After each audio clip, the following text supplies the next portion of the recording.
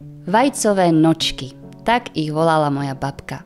Jednoduchý recept na zdanlivo obyčajné jedlo, ktoré ale keď je na stole, tak chutí všetkým do radu.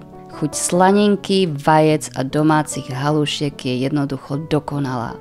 Túto dobrotu treba zajedať kyslou uhorkou alebo podávame s čalamádou. No a v lete je najlepšia kombinácia hlávkový či uhorkový šalát. Najskôr pripravíme halušky tak, že do misky dáme múku, osolíme ju, pridáme vajce a prilievame postupne studenú vodu. Miešame a prilievame, dokiaľ nám nevznikne redšie haluškové cesto. Halušky potom hádžeme cez dierované haluškové sito do vriacej osolenej vody. Keď vyplávajú na povrch, ešte ich minútku povaríme. Potom halušky scedíme, môžeme aj prepláchnuť a pomastíme, aby sa nezlepili. Na suchej panvici opečieme na malé kúsky nakrájanú údenú slaninu.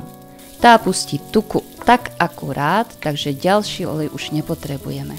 Slanina býva aj slaná, takže vajíčka potom už netreba soliť. Na tejto slaninke krátko opečieme aj cibuľu a po niekoľkých minútach prilejeme aj rozšľahané vajíčka. Plameň stíšime a urobíme riedku praženičku. Do hotovej praženice pridáme halušky a zamiešame. Ak je treba, tak dochutíme soľou a čiernym korením. Celý recept nájdeš na Bonvivánoch.